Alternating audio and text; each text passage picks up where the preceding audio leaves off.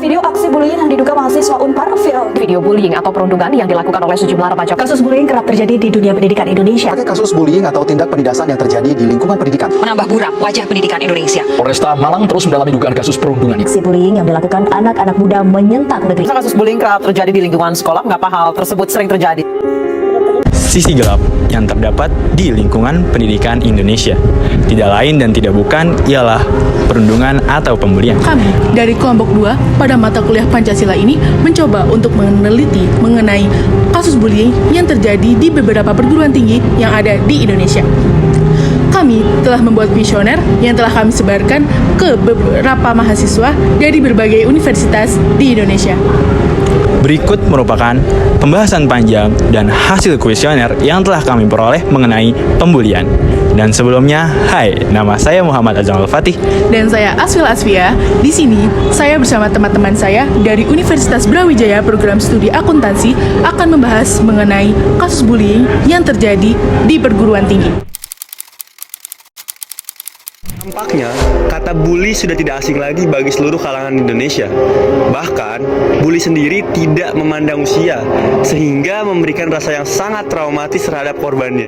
Sebelum mengetahui lebih lanjut mengenai bullying, mari kita ketahui apa itu bullying. Bullying adalah tindakan di mana secara sengaja maupun agresif yang dilakukan secara konsisten dan terus-menerus. Atau disebut juga sebagai tindakan di mana seseorang dengan sengaja menyakiti fisik dan juga mental seseorang. Mengerikan bukan? Bullying itu sendiri dapat menyebabkan korban mengalami penurunan rasa percaya diri, perasaan bersalah, depresi, frustasi, sulit percaya kepada orang lain, dan masih banyak lagi dampak yang dialaminya. Bullying pada dasarnya bermacam-macam, tidak hanya secara fisik tetapi juga secara verbal dan sosial. Bullying fisik tentunya bisa melukai tubuh korban dengan berbagai tindakan seperti memukul, menendang, mencubit, atau bahkan memaksa mengambil barang korban. Sedangkan bullying verbal bisa berupa perkataan atau tulisan yang bisa menyakiti hati korban. Lalu bullying sosial itu bullying berupa tindakan mengucilkan atau mempermalukan korban di depan umum atau bahkan menyebarkan gosip terkait korban. Tindakan bullying akan memberikan dampak berkepanjangan kepada korbannya. Di dunia digital ini, tentunya kita sudah tidak asing dengan kasus-kasus bullying yang terjadi di Indonesia.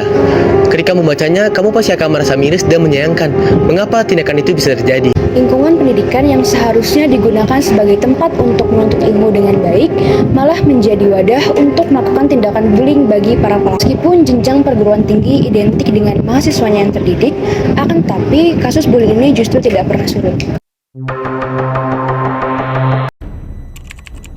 Dari hasil respon yang telah kami temukan, mayoritas mahasiswa sebanyak 55,1% tidak ada kasus tindak bullying dan 44,9% terdapat kasus tindak bullying di lingkungan universitas.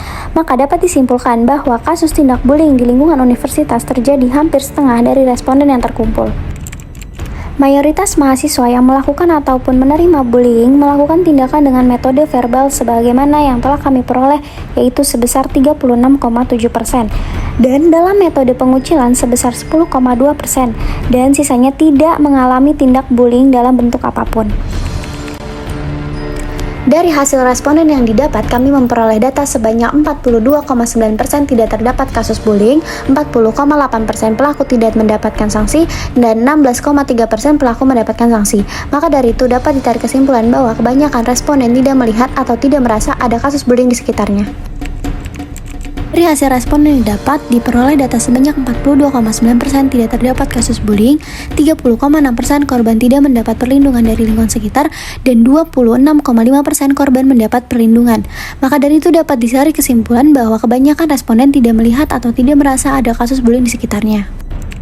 Berdasarkan survei yang kami lakukan, terdapat beberapa tindak lanjut yang dilakukan oleh satuan pendidikan, diantaranya yakni menyebar pentingnya pendidikan tindak bullying, menyediakan tempat konsultasi, dan mengadakan seminar tentang pencegahan terjadinya bullying. Sehingga kesimpulan dari penelitian ini adalah seharusnya kasus pembulian di perguruan tinggi tak pernah terjadi. Ingat, rata-rata usia yang lebih matang dan dewasa. Dapat dikatakan tidak selayaknya apabila antar mahasiswa terjadi kasus bullying. Seharusnya antar mahasiswa meningkatkan relasi dan menjaga hubungan baik dengan mahasiswa lainnya. Sekian dari kami dan terima kasih.